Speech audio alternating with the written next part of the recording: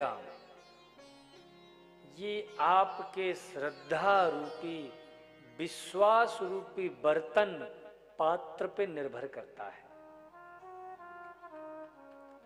मैया कथा में बैठे हो लेकिन मन अभी भी कोरबा में है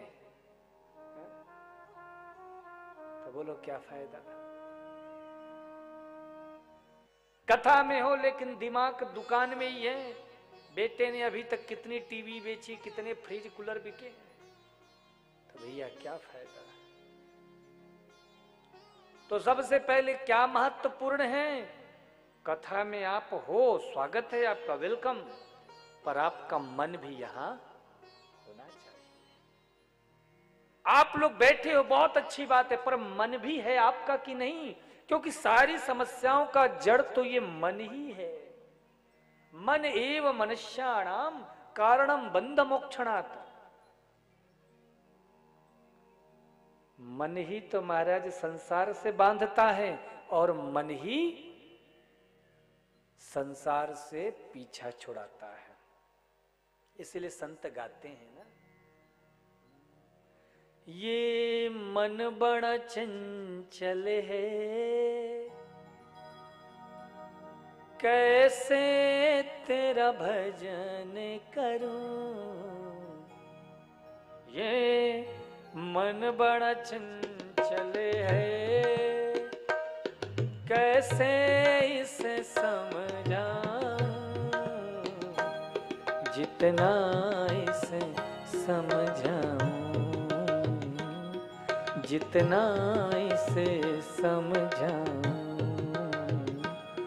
उतना ही मचलता है, जितना इसे समझाऊं। सारा खेल मन का है। इस मन को कैसे वश में करें, ये मन कैसे नियंत्रित हो भैया, इसका कोई उपाय है? बोले हाँ, मन को यदि वश में करना आप चाहते हो कि कथा में आपका मन लगे, कौन कौन चाहता है कथा में मन लगे? सब चाहते हो। अच्छा सच सच बताना, कितने ऐसे भक्त यहां पे हैं जो कथा में तो बैठे हैं पर केवल व्यवहार निभाने के लिए, मन उनका कथा में बिल्कुल भी नहीं है? नहीं हाथ ऊपर करोगे, मुझे पता था। होशियार है रयपुरा गांव के लोग, जानते हैं साहू जी बाद में हमसे झगड़ा करेंगे। बोलो राधे राधे। कई बार हम कथा में आते हैं केवल व्यवहार निभाने के लिए। भैया चिट्ठी आई है, पत्री आई है, चलो जाएंगे, अपनी शकल दिखाएंगे, एक लिफाफा चढ़ाएंगे भागवत जी में और चल देंगे और कहेंगे हाँ हम कथा में आए थे। भैया मन का होना परम आवश्यक है। यदि मन कथा में नहीं है तो कथा का कोई लाभ मिलने वाला नहीं है। तो मन को कथा में लगाएं तो क्या करें? बोले इसके लिए भगवान के श्री चरणों से अपने मन की डोर को बांध देनी चाहिए। बात समझ में आ रही है? जब तक मैया मन की डोर नहीं बंधेगी, ठाकुर की कथा से मन भटकता रहेगा। अरे आज सुबह भी तो मैसेज किया था, अभी तक मेरी वो पड़ोसन आई नहीं। पिछले साल वहां ने भागवत कराई थी, या साल हम करा रहे हैं। थोड़ी दिखाना भी तो देखो हमारी जोरदार भागवत हो रही है। बोलो राधे राधे, और प्रेम से बोलो। तो बार बार ध्यान उधर ही जाएगा, अभी वो पड़ोसन आई कि नहीं आई, आई कि नहीं आई है। थोड़ा इको और कम करो। तो कथा में मन लगेगा कैसे? बोले इसका बड़ा सरल सा अर्थ है। बोले यदि तुम अपने मन को बिहारी जी के चरणों में बांध दोगे, अर्थात तुम्हारे भीतर जब बिहारी जी के प्रति अनुराग हो जाएगा, यदि तुम इस भाव से कथा सुन रहे हो कि देखो हमने कथा सुन ली, तो कोई फायदा आपके जीवन में नहीं होने वाला। सुनना ना सुनना एक बराबर। यदि आपने ये भाव लेकर सुना कि भैया हम कथा सुनने बैठे हैं और इसको सुनकर हम अपने जीवन में परिवर्तन लाएंगे। तो यदि कथा से तुम्हारे जीवन में परिवर्तन आया तो कथा का फायदा है, और यदि परिवर्तन नहीं आया, वैसी 84 के चक्कर में पड़े हो, तो फिर कथा सुनने का क्या फायदा? बोलो ना।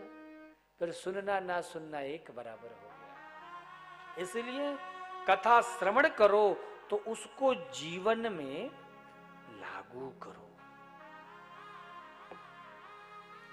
एक चौबे जी थे, नाव चला रहे थे।